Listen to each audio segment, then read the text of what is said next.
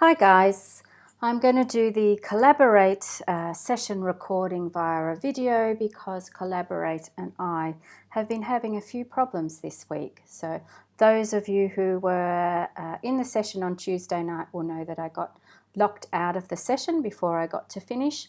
I've recorded it a few times since and somehow the recordings have just gone into the ether. So we're going to go back to a video and hopefully all will be good. So we're at the end of, well, nearing the end of week 5 now. Your submission for Project 1 is Monday the 28th of August by 5 p.m. and that's the start of week 7. Week 7 is the first week back after consolidation week. And the digital submission is your PDF saved as spreads. So your publication must be submitted by then.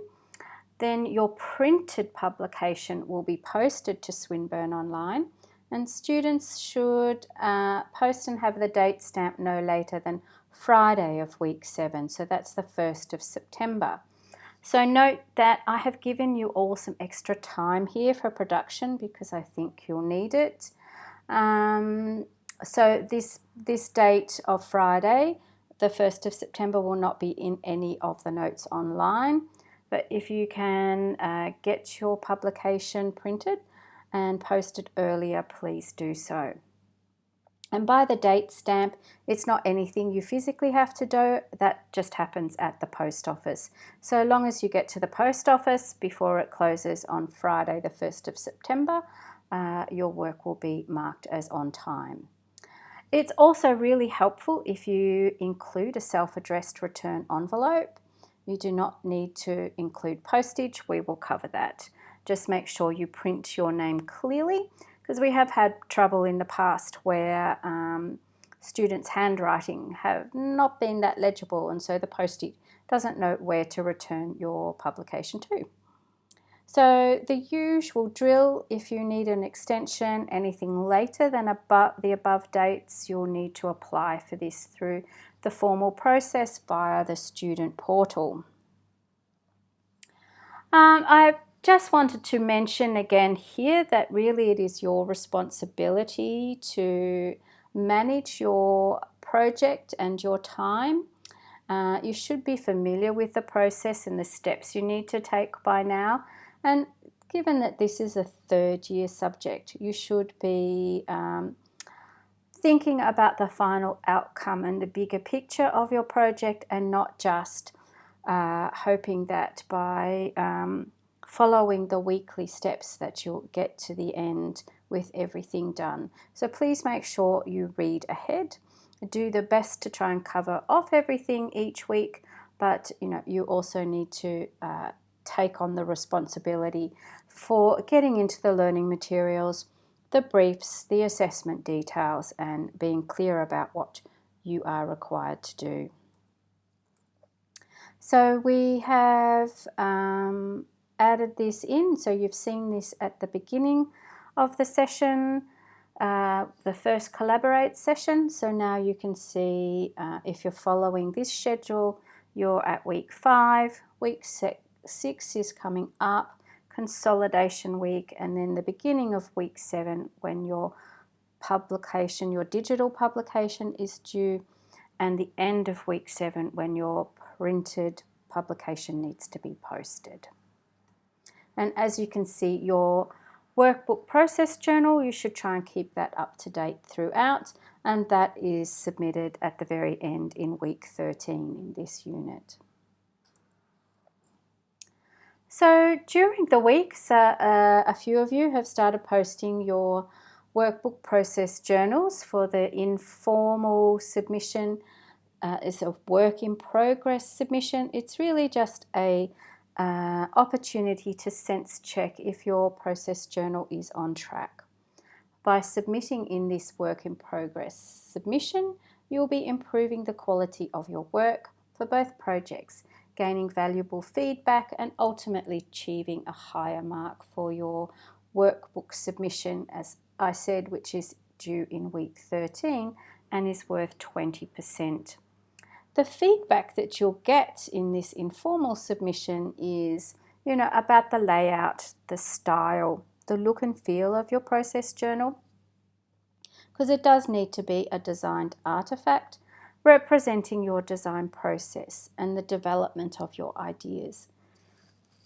The journal should be used to capture your research, conceptual exploration, ideation, critical thinking, substantive development, and alternative design approaches to your project.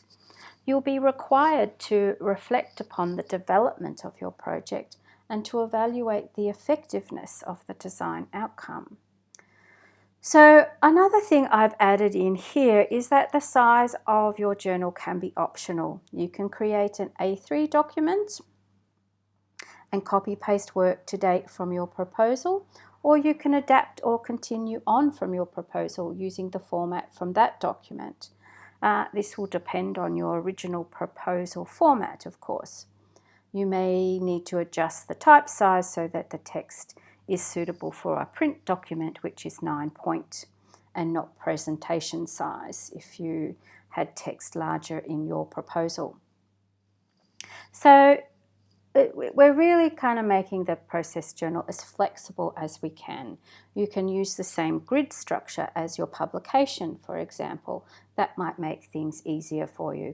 It's whatever is going to really help keep both documents on time and not trying to add too much extra work in terms of having to think of 2 different layouts and 2 different styles.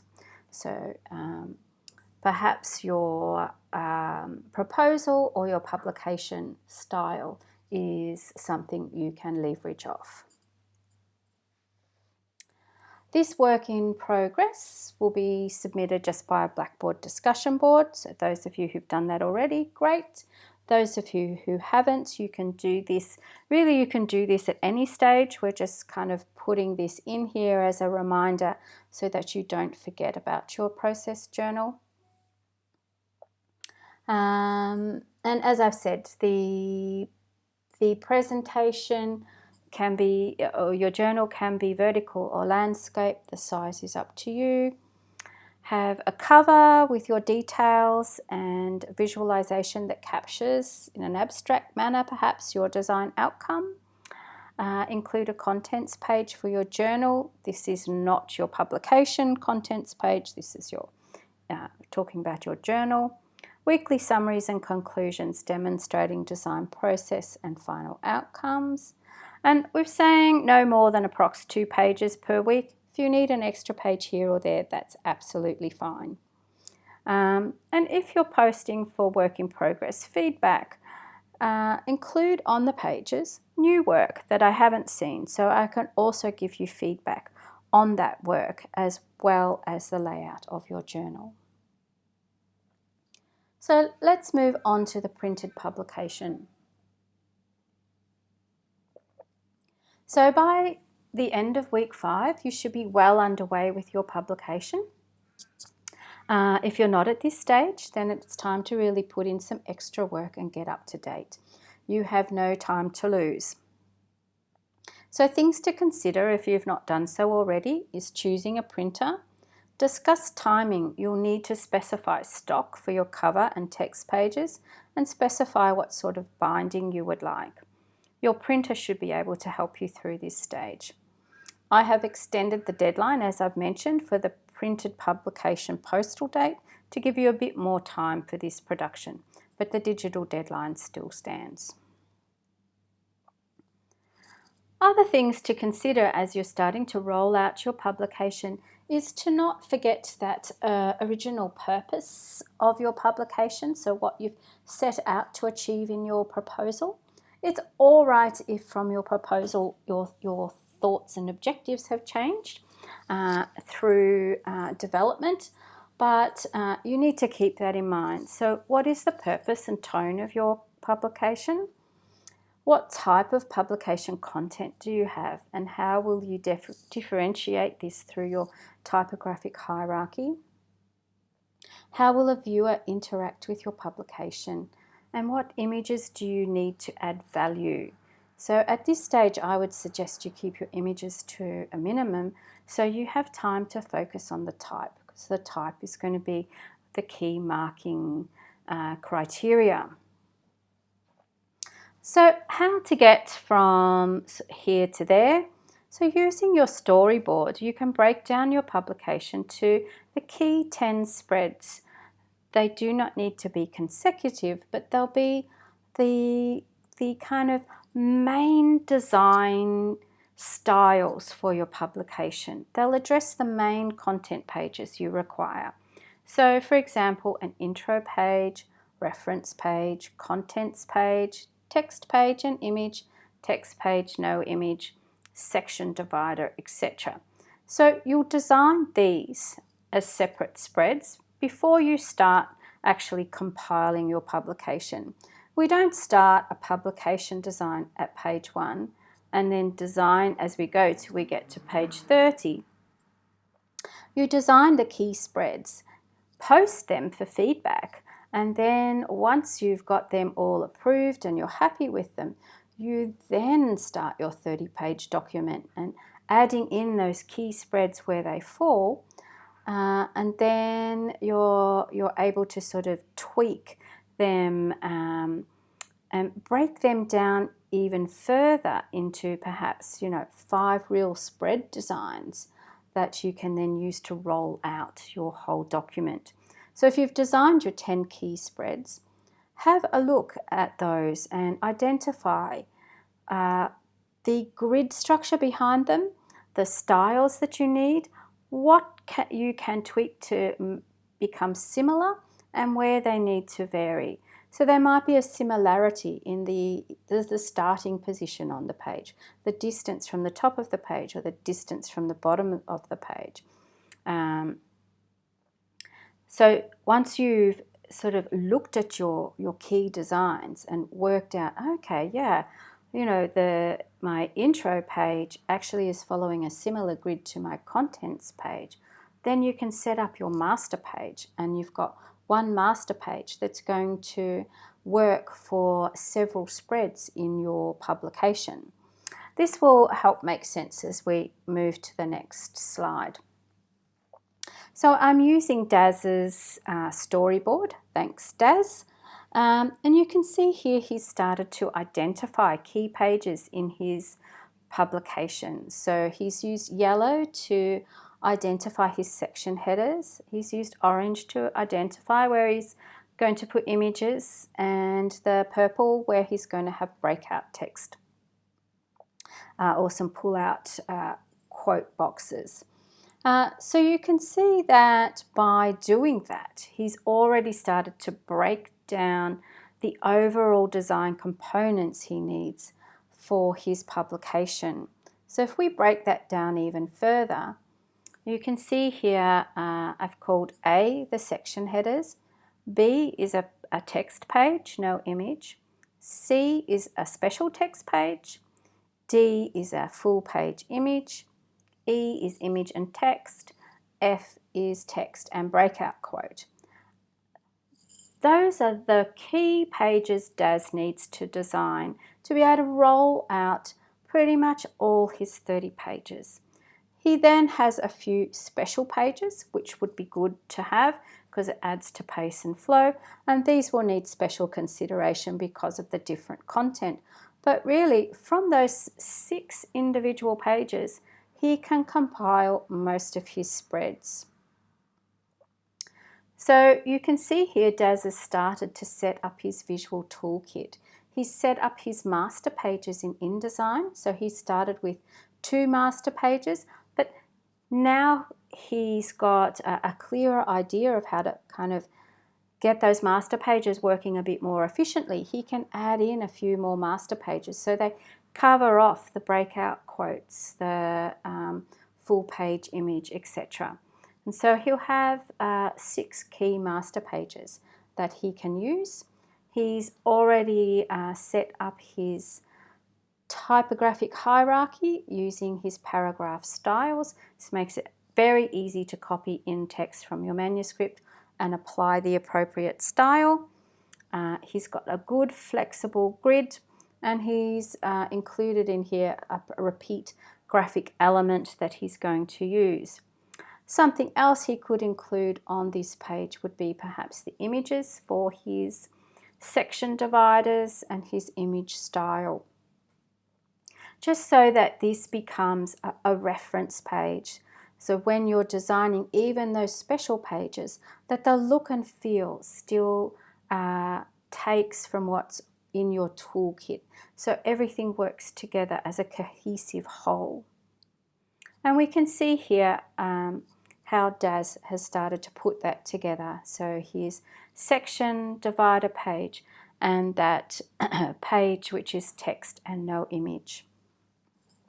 So then when he's flowing this through his document, he can use those master pages, he can flip them, he can reverse text out of them, but structurally that thinking's already been done, and all he needs to do is add pace and flow to add interest to the design, so everything is not completely same.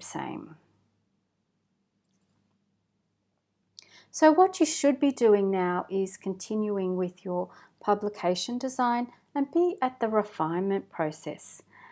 Your publication should appear cohesive, everything working together. And the tip is not to use too much colour. A more minimal colour palette actually helps give you a more cohesive outcome. You should continue to work on your design and have a minimum of 5 further spreads completed by the end of this weekend for a review at the start of week 6. And then by the end of week 6, you should have your 15 spreads. 15 double-page spreads equals a 30-page document. Then you'll have your cover, title page and end pages if you're using them. You should also have a clear understanding of where you're going to get your publication printed and what stock you're going to use, etc. And Lyndon has shared with us some information that he has got from Impact Digital and how he has specified the pages for his document and the printing. And so thanks, Lyndon. That's a fabulous reference.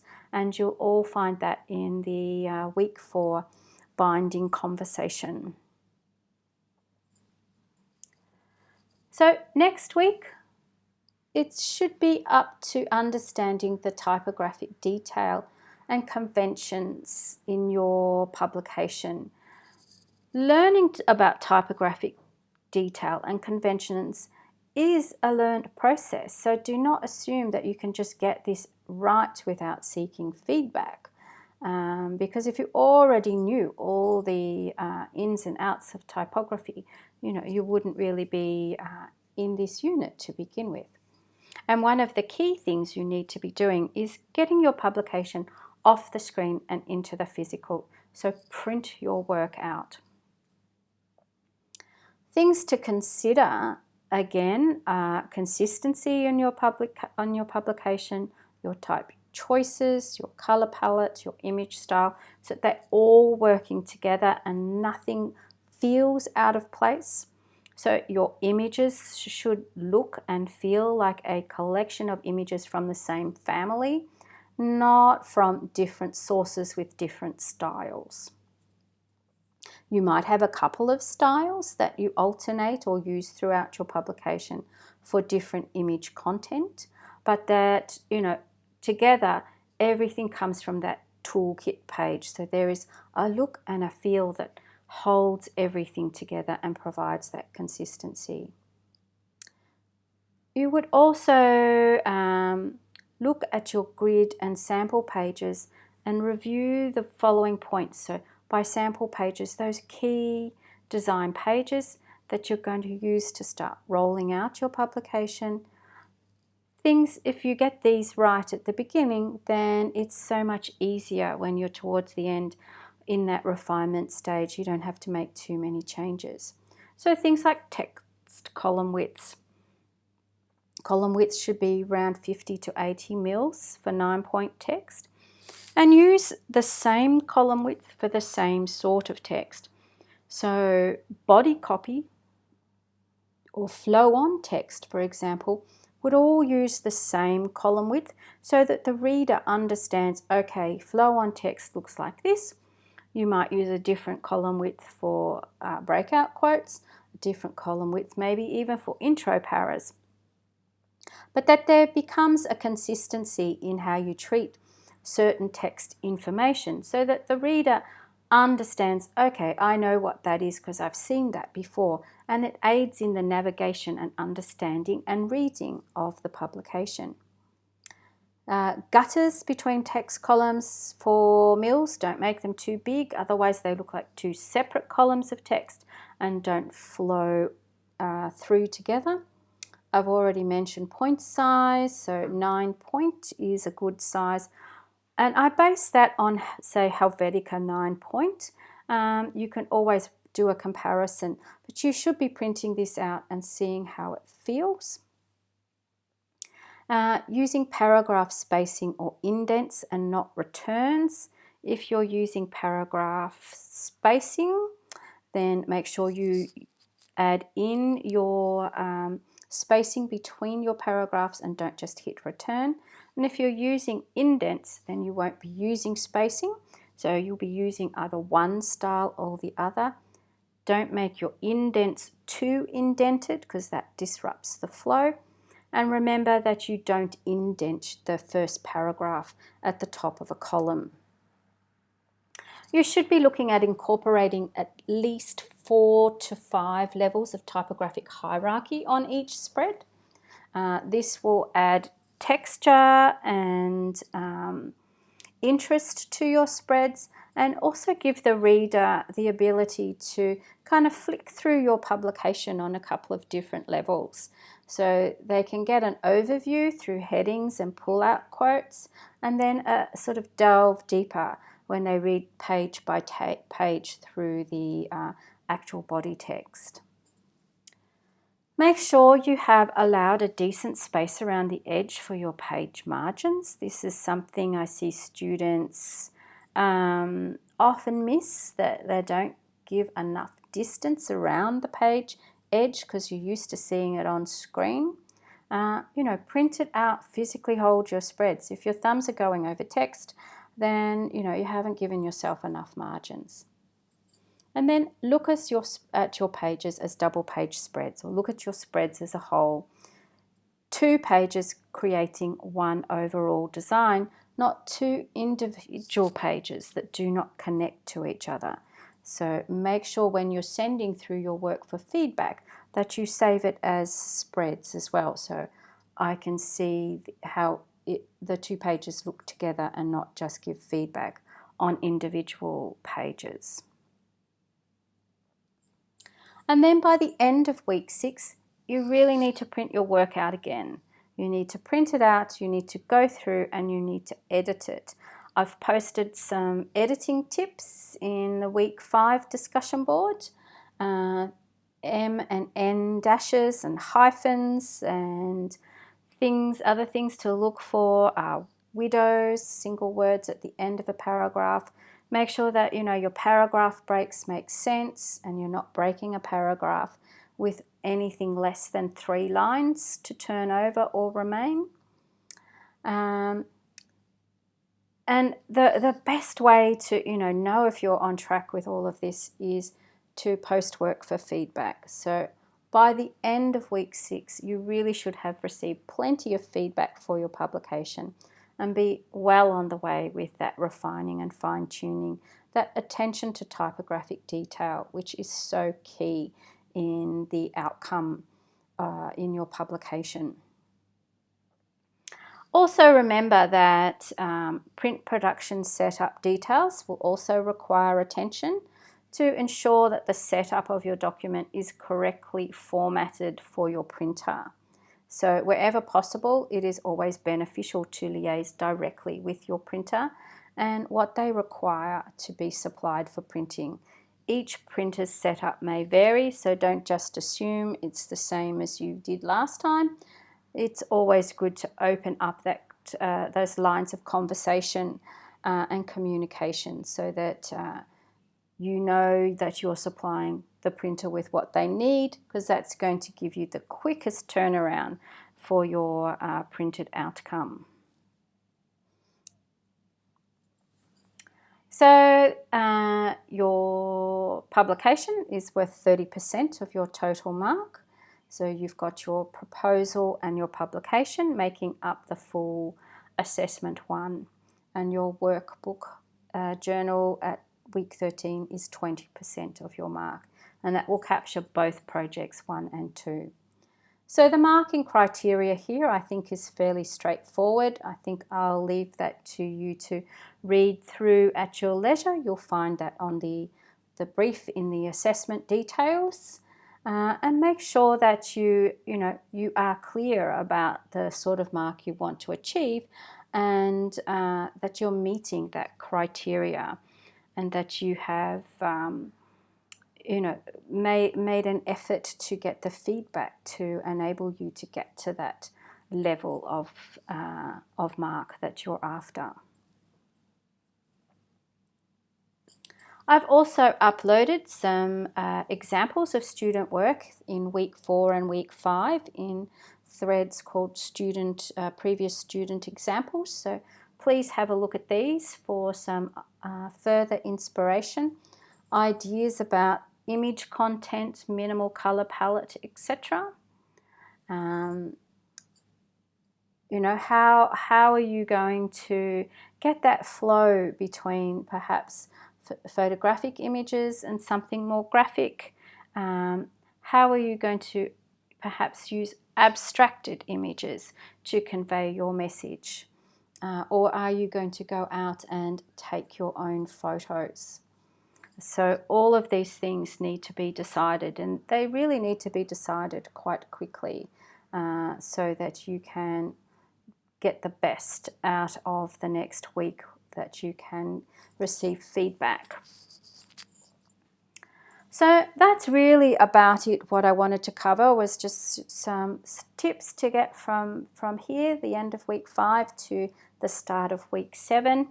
And the best tip of all, I keep saying it, is just post work for feedback. It's a win-win. All my feedback is aimed at just helping you guys achieve the best that you can. So I look forward to seeing a lot more work in Blackboard this week, and we will plan another Collaborate session for the first Tuesday back in week 7 at 7:30, but I'll post an announcement about that closer to the date. So keep progressing your work, and see you in Blackboard, guys. See you later. Bye.